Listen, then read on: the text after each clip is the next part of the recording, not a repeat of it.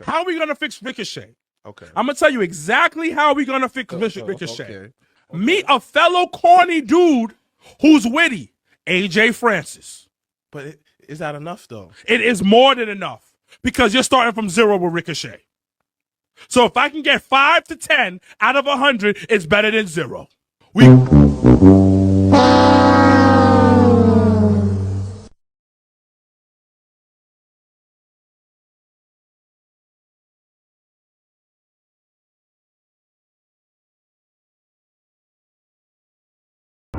What's going on, everybody? This is Chris Classic dropping a car vlog, and your eyes do not deceive you. This is not a video that I recorded 10 years ago. I let go of the beard, got a lot of other things on the face. Yeah, it's not supposed to be that small. But anyway, I hope you guys are having a wonderful and a blessed Christmas Eve. If you celebrate it, if not, a blessed and wonderful day. If nobody tells you, remember that God loves you, Christ loves you, and I love you as well. I know that the holidays are very trying for a lot of people, and at the same time, it's very joyful for a lot of people. So I'm going to let you guys know you guys are in my heart and in my prayers as well. Make sure you subscribe to the Take It Home podcast, where I talk about professional wrestling topics, and I am also a professional wrestler of 12 years. Yesterday, I uploaded my last match of the year, me versus Arcadius, the rematch, a Monsters Brawl match. So make sure you guys look at that match. Make sure you comment. Make sure you like and everything. Let's get the views up on it. Make sure you also subscribe to C3 Ultimate Wrestling. That is me and my wife's professional wrestling company. It's been running for 5 years, but unfortunately, we lost control of it this year, but we are definitely fighting to get it back. But in the meantime, February 1st, Dyer, Indiana, Harold's Private Venue. 15th, the Takeover. That is the 15th show of C3 Ultimate Wrestling. Tickets are available on Eventbrite, so get your tickets now. It's going to be a great event. Promo codes for a lot of things that are going on with it. It's going to be dope. The internet can be a bad place for wrestlers or people who do wrestling content.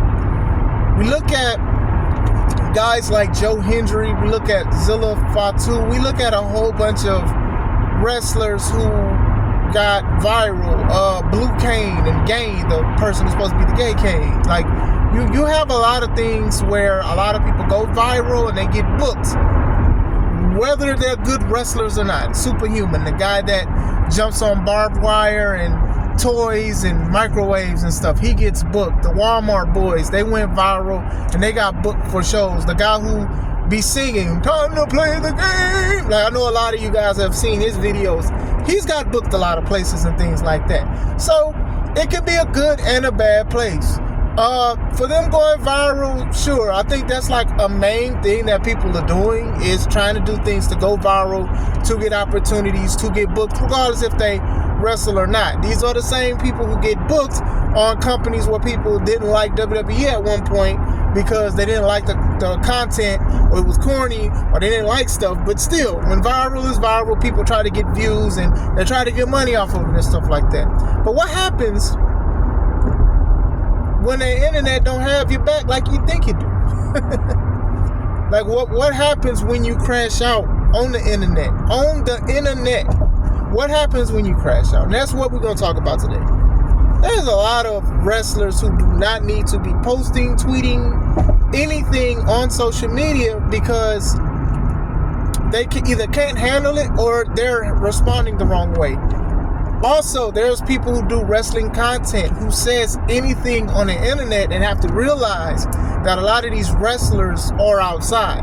And I'm not, trust me, I'm not supporting or being an advocate for wrestlers to do violence or get their lick back. But the same thing I want you guys to say is they are as much human as you guys are. They have feelings, they have a brand, they have a business. The body is their own business, the characters, their brand, and things like that. So we've seen a lot of stuff, especially this year, 2024, about to lead the door. A couple days more, bars. We've seen a lot of people try to say something about a wrestler's personal life, and then the wrestler laughs at them or say, hey, you're not supposed to say that, or who told you that? We've seen a lot of people who are wrestling newsletters and stuff like that have to retract statements or saying they basically stole this material from their competition. So yes, the internet is not good to people because sometimes people are bad on the internet anyway. If you are, we'll go on the content creators for wrestling. That truck is very loud. But anyway, one of the videos I just showed at the beginning is Jobber Tears podcast. Shout out to them and everything they continue to do. They have a lot of viral moments. I know one of the guys, he wrestles and stuff, and that's the guy that's speaking in the clip. So he was speaking about Ricochet. Everybody's speaking about Ricochet. And he's also a part of the topic of discussion as well. So he said he's corny. So he was like, well, what we should do is we should put him with corny people. One of the people he deemed corny was AJ Francis, formerly known as Top Dollar from Hit Row. I know he does his thing. I know he's on TNA. I believe he's the media. He was a champion. I don't know if he is now. I do not recall, but he still gets bookings. He gets bread and stuff. He does rap. He did a battle rap session with the Saga. I thought that was a pretty dope thing or whatever. So shout out to everything he continues to do. But he called him corny. So AJ actually went into the comment section, was like, hey man, don't call me corny and stuff like that. Don't say nothing that you won't say in front of my face. And the guy who made the comment, he was like, hey, you know, it is what it is. If you do that, it wasn't meant to be ill-hearted. So a lot of people went in the comments and was trying to tell AJ to calm down. Calm down, it's not a big deal. He didn't mean anything, it's all love. And AJ gave them pushback like, hey, no, you're not about to say something crazy and disrespectful to me and think I'm gonna just be cool with it, especially if I'm here and you're not gonna say it to my face. Now, is this will work or not? Who knows? But there are legit wrestlers that feel that way. That cool, you may not like the product, but you don't have to say certain things about it. Now, me as a wrestler and a wrestling content creator, I don't mind telling you guys what I like and what I don't like. I don't call nobody out their name. I don't think I say anything deemed as disrespectful, but if I do, it must be a reason why, and then I'll say, oh, I didn't deem it as disrespectful. I don't mind it. You get what I'm saying? But some people, they will retract and renege what they say because they want to interview these people, or they may see these people at a wrestling show, and you don't want to have a cold shoulder, because some wrestlers don't even like doing interviews and stuff like that, because some of these interviewers, they're very disrespectful, especially on the internet. I'll be like, wow, y'all really asked the wrestler this. Y'all didn't respect the business. Like, that's what I be saying, right? Is that a lot of these interviewers or podcasters, they say they love the business and they like it, and they like to gatekeep when new people decide they want to watch it and become fans. But at the same time, y'all love it so much that y'all disrespect so much stuff because y'all want the inside scoop of stuff. And that's why you got to be careful about what you post on the internet and what you say about people, because some people do take it to heart. Some of these people are posting things about wrestlers' personal lives that wrestlers did not even tell nobody nothing. Or you're taking pictures of people of certain areas and hotels and stuff, and people are showing up trying to get autographs and trying to take pictures and stuff. We've seen videos of people going to Rey Mysterio who just got off of a plane to sign a whole bunch of Rey Mysterio figures, knowing that they were going to sell those autograph signs. There's another one where a lot of people, they hoarded around Rhea Ripley, and she was looking tired, and she was signing everything and not denying nobody. Or even a guy that was following John Cena inside of a store, and John Cena had to confront him about it because you just don't do it. So a lot of people do things to go viral and stuff like that, and you don't realize that these people are human. Now, you having an opinion about them, or you don't even like or support them, that is one thing. That is cool. You're not probably going to like everything that people say. Things that I've done in the wrestling ring, promos I've said, the content I've created. A lot of people talk about it too. They don't like certain things that I do. And that's their decision. They watch it or they don't. And that's fine. Still, God bless. But you still have to be careful with those kind of things. Like with the guy who said it, I'm sure he's standing on his business when he said it and he meant it. But you do have to be careful. I believe he called Stokely Hathaway corny as well. So you got to be careful about what you put, because sometimes these wrestlers see it. They may not respond to it, but when they see you, they may respond to it. So you do have to be careful with these kind of things. A lot of people do say things and try things to be viral. With the Jobber Tears group, I don't think that they were trying to just say to be viral per se or whatever like that. If you like them, that's cool. I'm not here to try to tell you guys to not watch what they do or whatever like that. They do a lot of big things, and there's nothing Nothing to knock at all. But still, it's just one of those things about being on the internet. Now, we're going to talk about Richard. We're going to talk about Richard O'Shea. We're going to talk about Ricochet. Ricochet has had one of the craziest crash outs. Now, he may look at this video or may not, but he may deem what I just said disrespectful.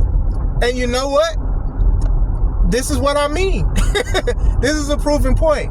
I do think, as talented as he is, and he's still popular for the most part, he is definitely crashing out. Now, I do hope he flips all of this stuff that's going on into something successful. Maybe it's him finally being in the hurt business somehow. You know, he's doing what's that, Jadakiss? Remember Jadakiss used to do that? I can't do it as good, but still, he's doing that.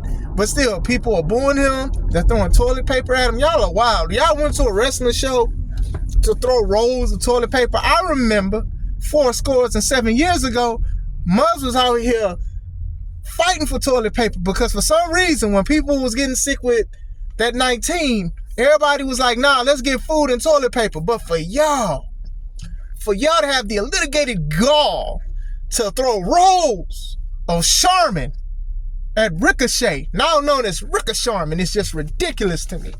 Can't believe y'all guys did that. But still, I think that he does not need to post on social media. I haven't seen much from his fiance, which is good, but she's posted a lot of stuff too. People are going to do and say things to get a rise out of you. And if you continue to respond to them, more people are going to respond. Even the people who support you, they'll, I don't want to say turn, but they'll change their mind about you because, dang, you're cursing, you're saying all of this stuff. Geez, man, you are a good guy. Why are you saying this stuff? And this is why I do applaud Vince McMahon for trying to make sure a lot of these wrestlers don't post a lot of things on social media because of situations like this. You know, a lot of people are already upset that Ricochet left. Ricochet felt what was best for him. Cool. I'm not here to say you made a bad decision. He felt it was time for him to leave and do something new. But then people started going after him. They started going after his fiance. They started going after his lack of promo skills. And the thing is, he does not do great with promo skills. I do give him credit for trying to do something, but maybe he finds something that molds it. I mean, Dirty Dominic Mysterio, it took him a while. Because people was booing him because they didn't like the nepotism that was at play.